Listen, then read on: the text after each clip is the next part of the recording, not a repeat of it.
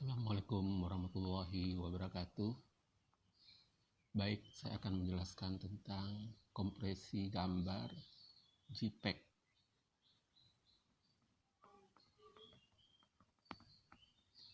Apa itu kompresi gambar?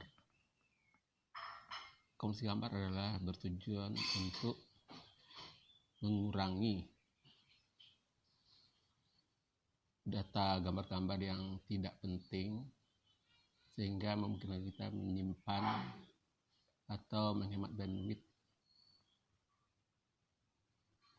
dimana kalau menyimpan berarti kita menghemat storage, sedangkan menghemat bandwidth berarti mengefisienkan pentransmisian data.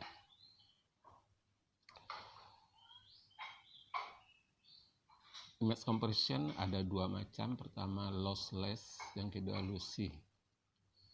Apa itu lossless? Lossless adalah saat kompresinya tidak ada data yang dihilangkan, sedangkan lossy ada data yang tidak penting, yang redundant tadi yang dihilangkan.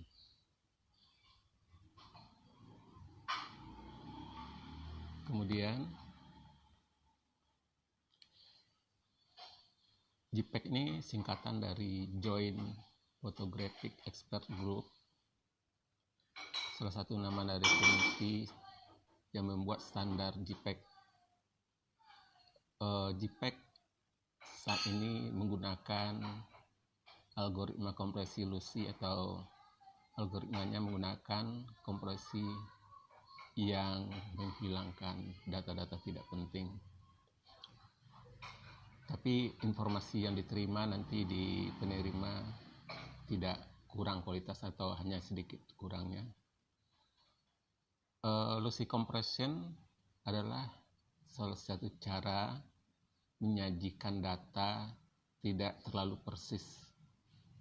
Seperti yang sudah dijelaskan tadi, bahwa ada data-data yang penting, yang tidak penting dihilangkan, dan dia juga memperhatikan kualitasnya sudah memadai. Sedangkan algoritma JPEG ini juga mengambil keuntungan dari persepsi mata manusia ketika melihat gambar. Mata manusia kurang sensitif ya terhadap frekuensi tinggi, sehingga kalau kita hilangkan tidak akan terlalu dapat dilihat.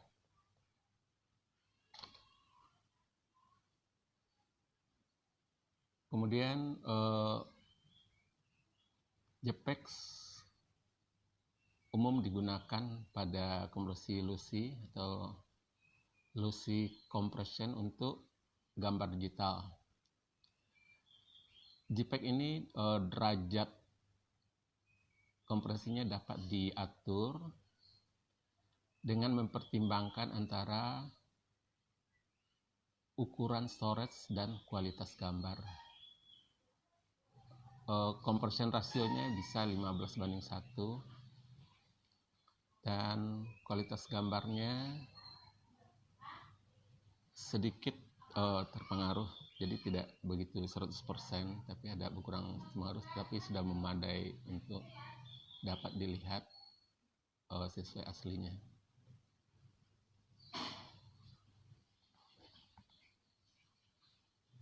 Jadi JPEG ini adalah standar untuk kompresi gambar yang tetap.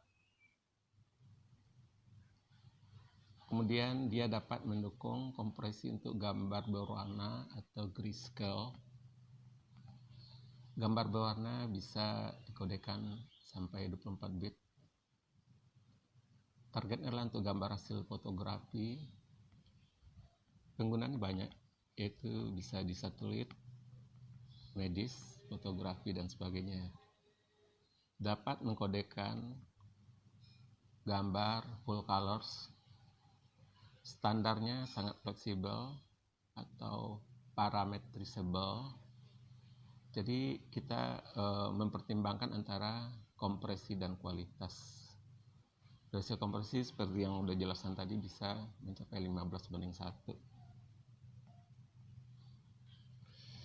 Sedangkan lembaga formal yang mengeluarkan standar ini ada ISO, ada IEC, GTC1, SC29, WG10.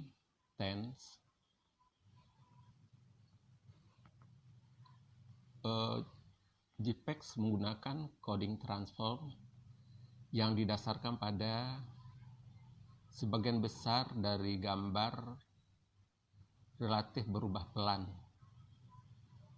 Ya, di sini kita melihat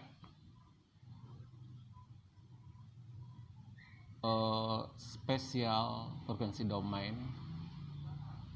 Jadi maksudnya ranah di mana gambar-gambar itu keseringan perubahannya, itu maksudnya spesial frekuensi. Kalau perubahan gambar dari satu pixel ke pixel lainnya sering, itu berarti frekuensinya tinggi. Kalau rendah berarti, kalau jarang, misalnya kita melihat dinding satu rumah kan tidak terlalu banyak perubahannya, maka itu berarti frekuensinya rendah.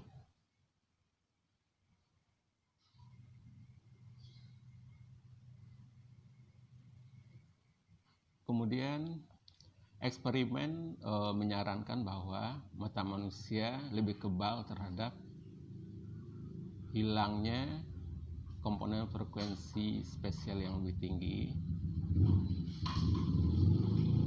daripada hilangnya yang lebih rendah, frekuensi yang lebih rendah.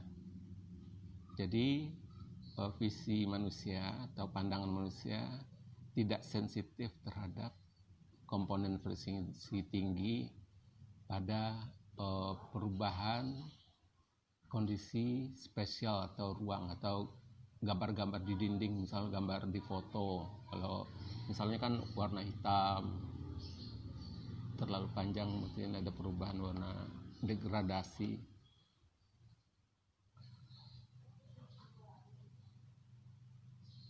Standar JPEG juga menetapkan dua jenis kompresi. Pertama lossless compression, yang kedua lossy compression.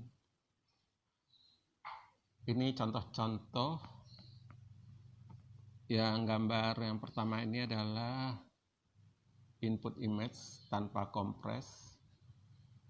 Kemudian ini low compression, ini low compression. Yang ini medium compression, ini high compression. Jadi kalau kita lihat sekilas tidak ada perubahan, tidak terlalu jelas perbedaannya. Jadi makanya tadi bisa dibuktikan bahwa mata manusia kurang sensitif terhadap perubahan-perubahan atau pengurangan data-data yang tidak penting. Kita lihat lossless JPEG ini tidak banyak digunakan. Dia menggunakan prinsip menggunakan prediktor dalam bentuk delta pulse code modulation. Pertama, prediksi suatu input X, ya, input X didapat dari kombinasi sampai dengan 3 pixel tetangganya, yaitu A, B, C, dari gambar yang sama pada komponen warna yang sama.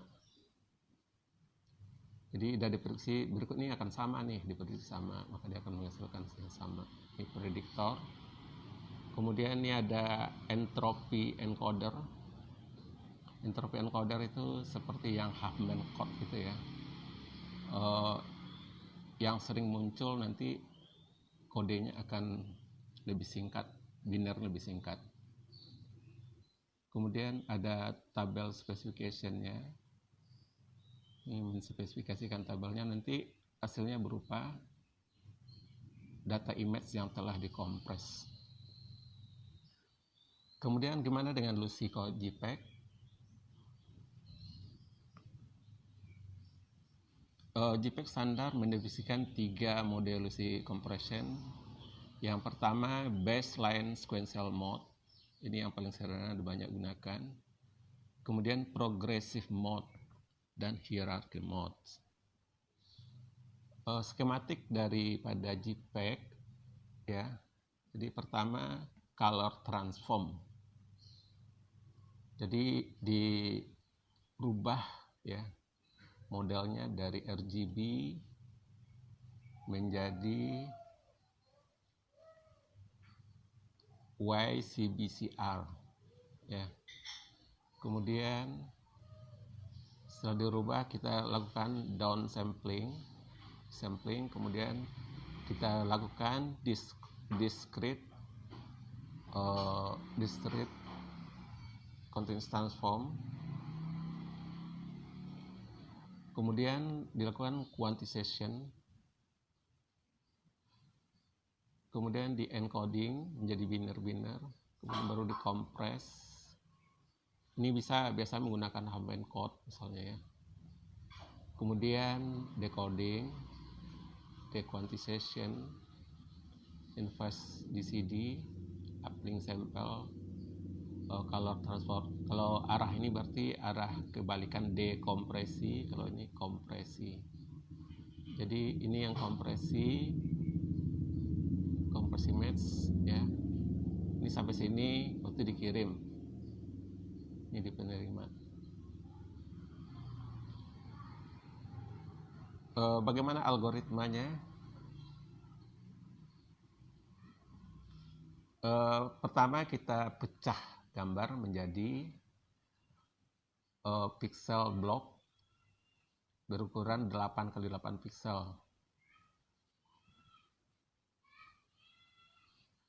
Kemudian dilakukan color space transform, yaitu dari RGB menjadi YCBCR dan subsampling. Y itu luminance, CBCR itu chrominance. Kemudian dilakukan discrete cosine transform di sini dari masing-masing blok 8x8. Ya. Kemudian dilakukan kuantisasi. Saat kuantisasi ini yang terjadi lossy ya, hilangnya beberapa data. Seperti kita yang pelajari di PCM ada noise kuantisasi. Kemudian dilakukan serialization dengan pola scanning yang dilakukan secara zigzag. Dia mengeksploitasi redundance. Redundance itu data-data yang sama gitu. Kemudian dilakukan factoring dengan menggunakan differential pulse code modulation pada komponen DC. Kemudian dilakukan run length encoding pada komponen AC. Kemudian lakukan entropy coding dengan run length coding, atau bisa juga dengan Huffman code atau arithmetic coding yang kita pelajari kemarin. Demikianlah penjelasan saya tentang JPEG sebagai pengantar. Akan saya lanjutkan lagi nanti dengan bagaimana algoritmanya. Demikian materi ini sudah saya kirimkan slide-nya, silahkan dipelajari lagi. Wassalamualaikum warahmatullahi wabarakatuh.